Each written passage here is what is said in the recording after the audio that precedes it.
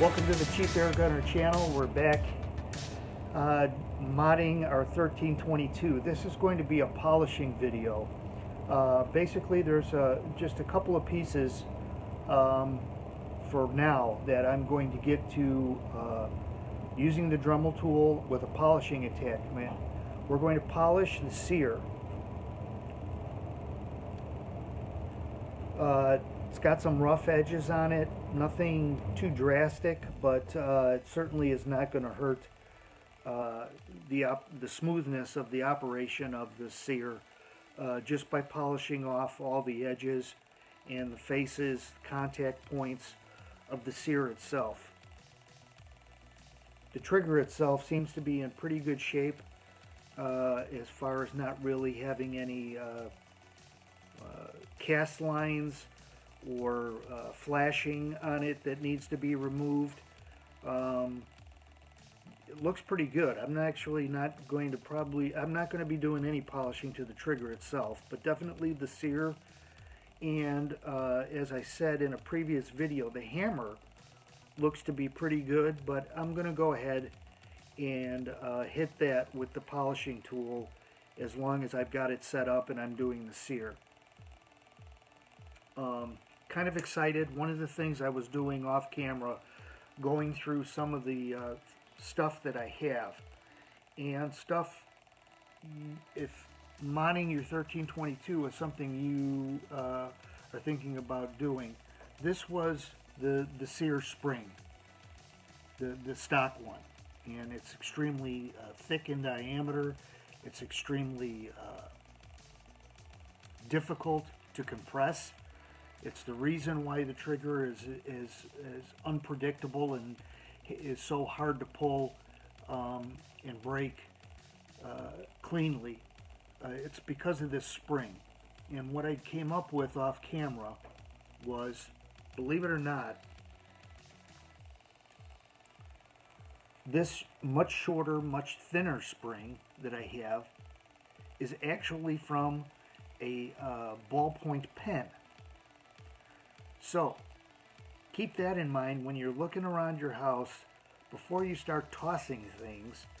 One of the things, disassemble things like ballpoint pens, the mechanical type, not the Bic plastic kind, but look for things like that.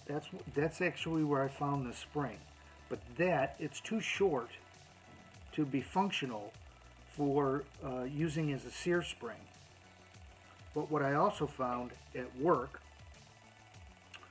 this is a plastic cap for protecting the cutting end of an end mill. Now it's just a cone-shaped piece of plastic. Now what this is going to end up doing is sitting on this pin that the stock Sear spring used to sit on. This shorter spring I got out of a ballpoint pen is going to sit on top of that, and it flares out at a particular point. So the spring will only go down so far.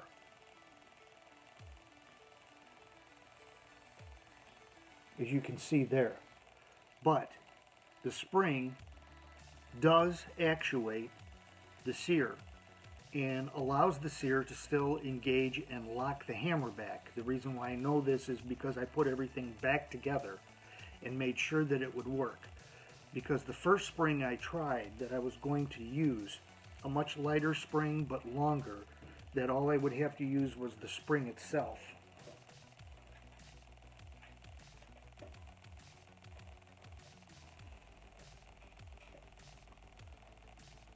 These are two identical springs. I was thinking about using this, but the outer diameter of the spring is too large.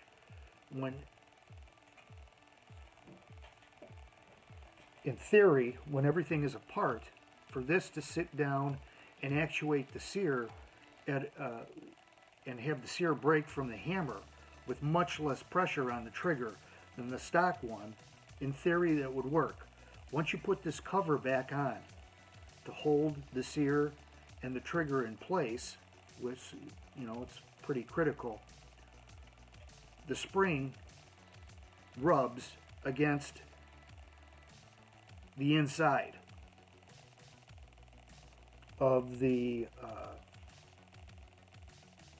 plate. So that's not going to work. It was hanging up.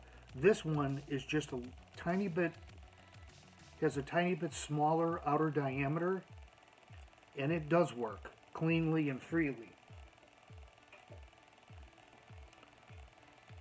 Now, one of the things I thought that you could replace this plastic piece with, as I know a lot of you aren't going to have access to it, I actually have two. And actually what I ended up having to do was this end of it is normally closed off. I had to cut it with some wire cutters. Just slice it. It's plastic. It cut very easily. Probably could have used a box cutter or an X-Acto knife. But what's similar in shape and probably similar in size, I'm thinking, is a plastic cap for a Bic ballpoint pen. And if you cut off, nipped off the point that sticks down, that ends as a pocket clip, so to speak, that your pen would go, if you had a shirt pocket, clip that plastic piece that hangs down off, and probably cut part of the pointed end off, and you would come up with something just like this. Now it would flare out and taper. So if you were able to find a spring similar to this one, it would only go down so far, and that might work for you.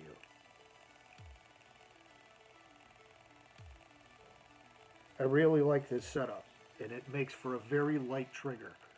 So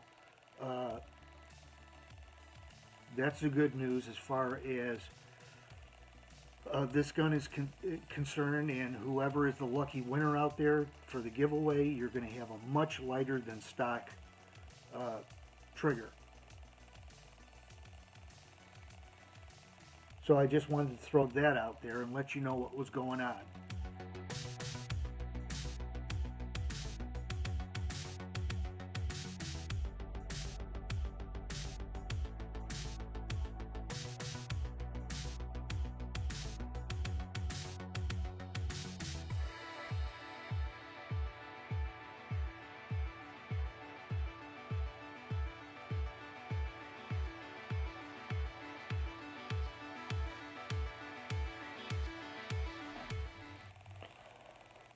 So here in the polishing video, I've got the Sear. I've been working on it, and again, I'm not, here's my Dremel tool with a felt polishing attachment. Now, I'm not looking to buff this to some high shine or anything like that. I'm just trying to take off the sharp edges, any raised burrs that were on here, there was a little bit, and smooth them out. Again, I've got 2 speeds, low and high.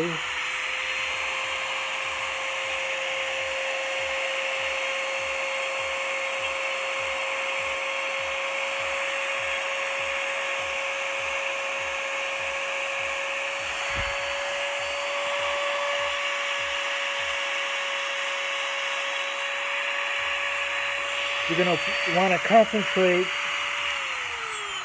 concentrate on any burrs and smoothing out the area around the pivot point where it's going to pick up the pin, and the contact point up here where it makes contact with the hammer. And down in this area, this is where it's going to make contact with the hammer. Flip it over, and back here on this side is where the trigger is going to be making contact. So those are the areas you really want to concentrate on buffing.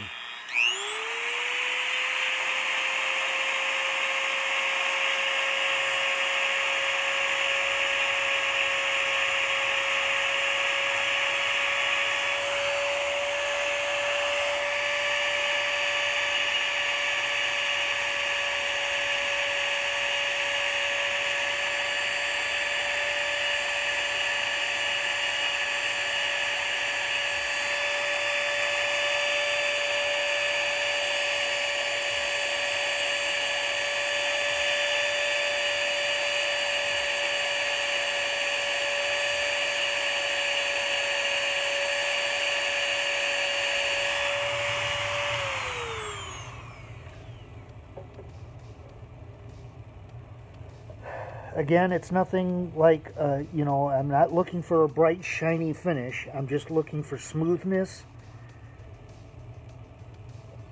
in those areas, the contact points, and especially around the pivot point on the hole. Clean that up and reassemble it with our trigger assembly.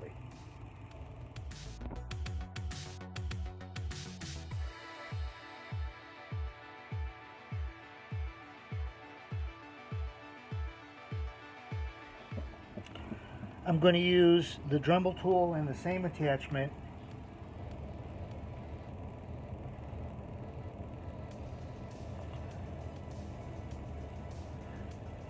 and polish up the same way I did the Sear. I'm going to polish up the hammer.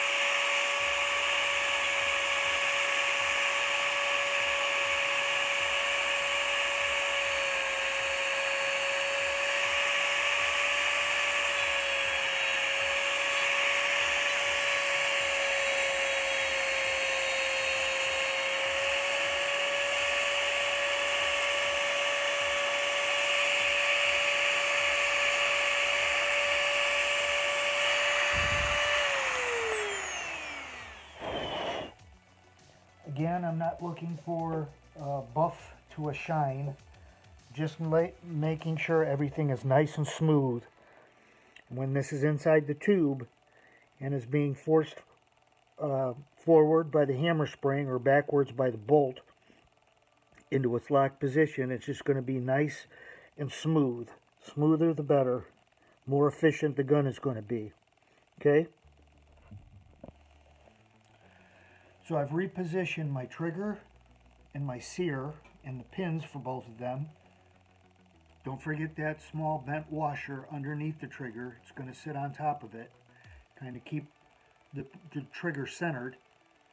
I've replaced my stock Sear spring with my plastic tapered assembly. Remember, that was from work. I made a suggestion about possibly using the cap from a big ballpoint pen and the much shorter, much thinner spring from that I found out of a mechanical ballpoint pen. Cover goes back on.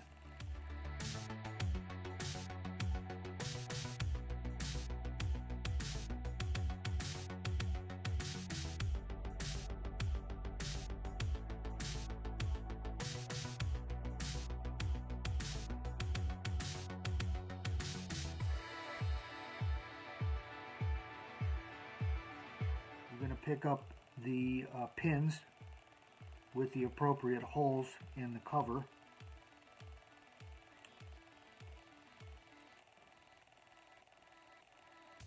And replace the 3 screws.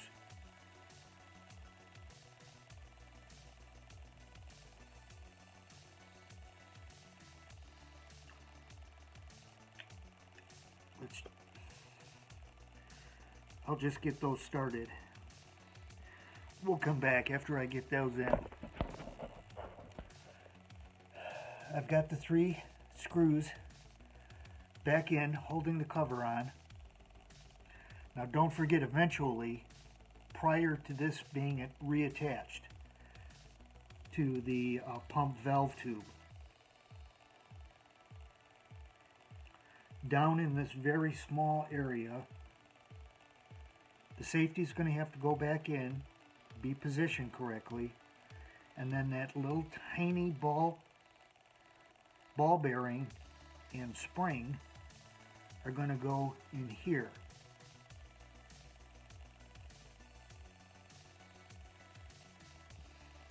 And the pressure from the pump valve tube sitting on top of here is going to push down that spring and keep constant pressure on that ball bearing on the safety itself.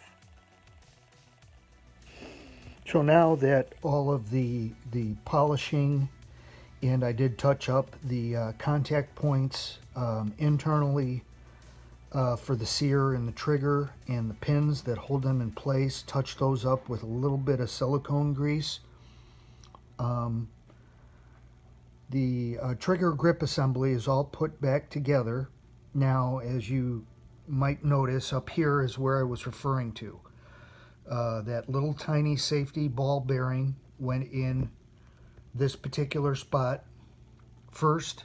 There's the spring sitting on top of it, so I really want to be careful. I don't want to just be picking this up and flinging it around. Any quick jerky motions might send that spring and that ball bearing flying. But again, the pressure from the pump slash valve tube on top of that spring will keep constant downward pressure, and the safety, as you can see here,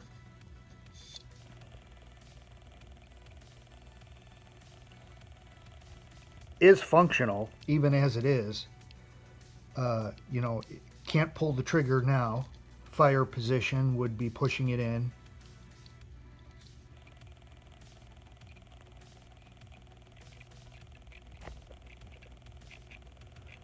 There we have that light trigger pull activating the Sear. Okay, so I want to be really careful with that, and I also just wanted to give you a quick look at the surrounding area of where I'm working and where I'm sitting.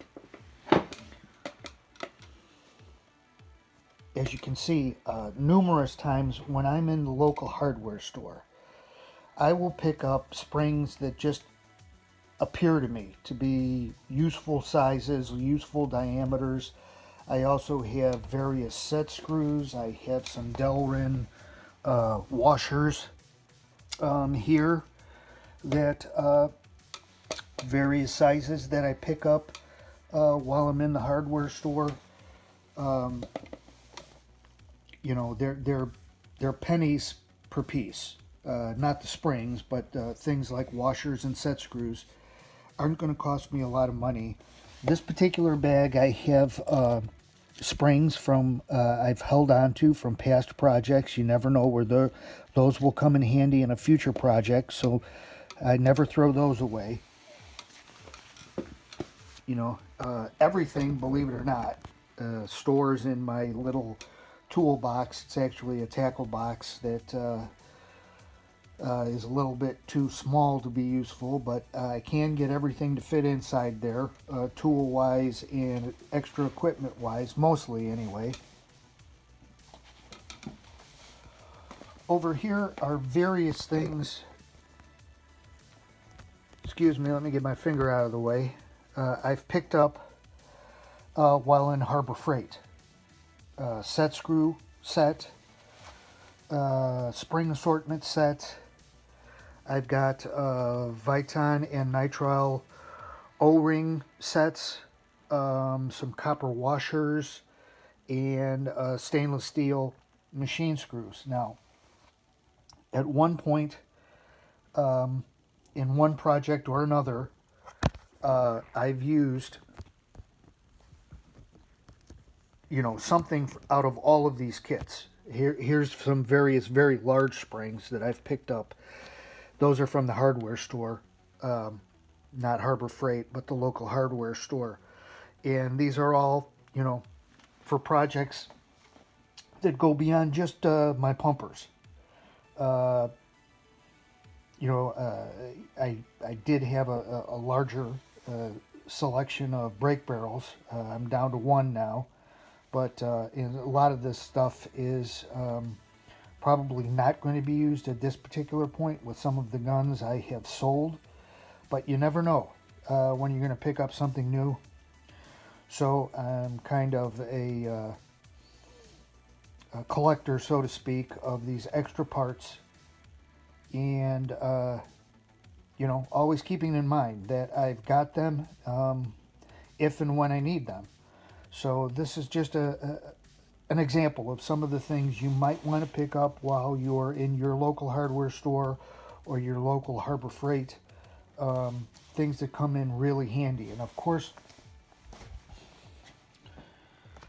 with your set screw assortments, always keep in mind there's pretty common at your local hardware store. You can pick up taps, 440, 632, 832, 1032. All of those things are sold as sets together with a tap and the correct size drill that you would need. That's also a good thing to pick up. Just take a look at what size set screws you have in a set or individually that you've picked up, and make sure that you have a tap and drill available for utilizing those set screws. Otherwise, there's not really a point to having the set screw. We will be utilizing all of that or a lot of that in this project. So it kind of looks like a mess, and it is. It won't be. Here's some silicone grease. Like I said, noted anyway. You pick that up in the plumbing section of your local hardware store. That always comes in handy. A lot of the times, a light coating of silicone grease on moving parts that have friction against other parts is a good thing to do. It's very, very small amount on O-rings. Always helps with sealing and longevity of O-rings. Definitely want to use the silicone grease in that regard. I do anyway. That is what I use. And a decent set of calipers is something else you might want to pick up. Digital ones are fine. They can be picked up extremely inexpensively at your local Harbor Freight. Just keep in mind that the digital ones are battery operated. If it's something you're going to plan on storing out in your garage and you live in a cold weather area of the country, the batteries don't hold up very well. Believe me, I know from personal experience. These are an older set of mechanical calipers that I've used at work.